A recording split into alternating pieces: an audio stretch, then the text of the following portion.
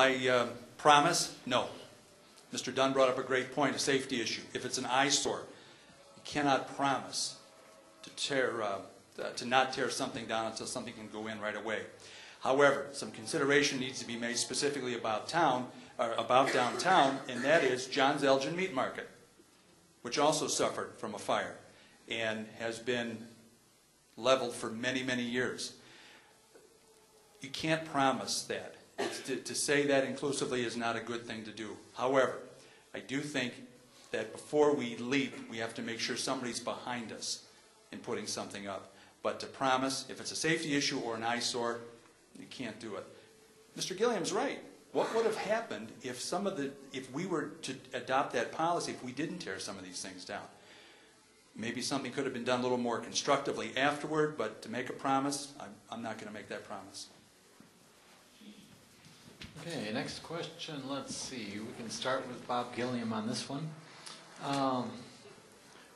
What is your opinion of the money that the city spends on hiring outside consultants for studies?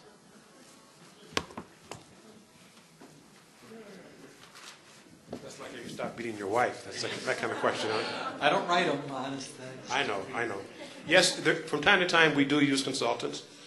We do have to get an outside opinion on certain things that we don't have the expertise. And I do support those at times. We've used them for the Hemmons. We've used them for other activities. Sometimes you need professional advice from other individuals. That way. Go on. I had supported outside contractors because we don't have the expertise in the city. In a few occasions, maybe one or two, I have been questioning why we are spending that money. We have somebody who could do it, but based on the staff recommendation we have received, we need the expertise and we don't have it in-house. It has to come from outside. So one example would be the sustainable community planning. And we need someone with that expertise. We don't have it in-house, so we definitely need to invest the money, because by investing, you will be able to create more money.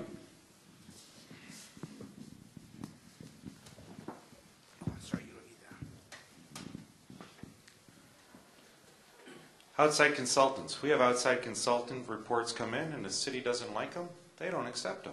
They stay as drafts. Because if they keep them as drafts, then you and I, as citizens who paid for them, can't go down and do a Freedom of Information request and look at them. So outside consultant reports, the first thing I would like to see is that everyone that is paid for is made available to the public to look at. Number one with the outside consultant reports. We're hiring a company to come in and do a sustainability study. We have a gentleman who's being forced to retire because of a reduction in his staff, who is the King County Planner of the Year. We're hiring a consultant for $200,000 a year. I'm sure this gentleman didn't make $200,000 a year.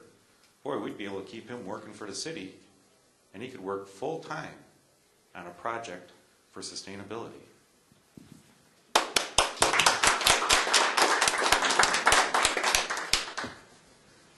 No, we shouldn't think about sustainability at all, should we? Yeah, I don't know where that's coming from at all. I don't understand that at all. Yeah, we've used outside study. We've used outside people, and you can always find an arcane one if you want. You could find a study that we shouldn't have done. You can always do that. You can do that in any organization. You can find that. But who do we have on staff that knows about how to build an ozonation plant?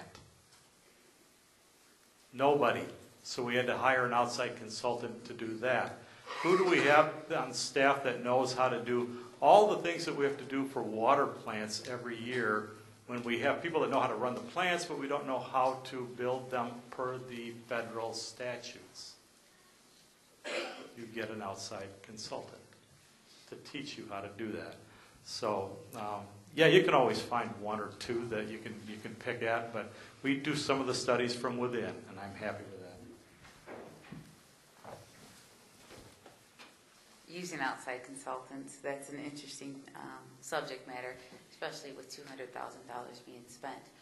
I believe that we should have used our local resources. We have we have colleges. We have people who actually want to volunteer their time. And if we seek out any sources that we have, I thought that that would have been the first measure versus automatically taking advantage of some extra money that's laid aside, if you will, because I believe that that would be extra money if you're going to spend it. Long story short, we should have utilized our resources, utilized our department heads, and utilized our community. And then when we don't have an answer, I believe that's the time that you would actually seek out a consultant, if you will. And then take the report and use it, not seek a third and a fourth and a fifth.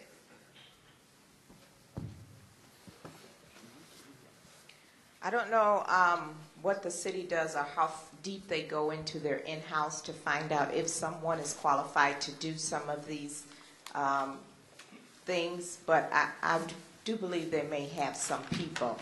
But another thing is that we have 2 colleges here.